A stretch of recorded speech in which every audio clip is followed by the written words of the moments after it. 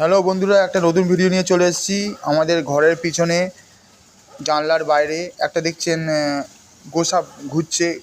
এটাকে অনেকে গোয়ার গেল বলে, কেউ তিলক সাপ বলে।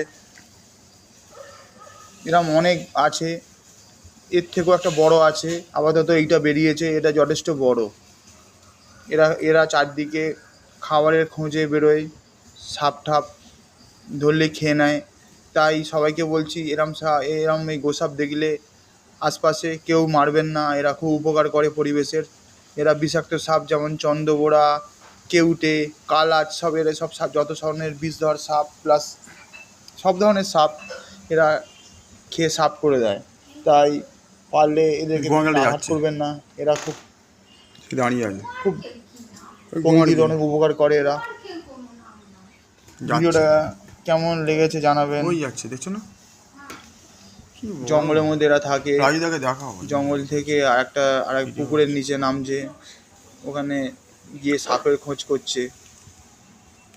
সাপ দেখলেই এরা খেয়ে নেয়, গিলে খেয়ে নেয় একেবারে। খুব সুন্দর দৃশ্য, অনেকে দেখতে পান না। শহরে যারা থাকেন, গ্রামের দিকে সব বেশি দেখা যায়। তাই দয়া করে এদেরকে কেউ মারবেন না। আজ এই পর্যন্ত, থ্যাংক ইউ।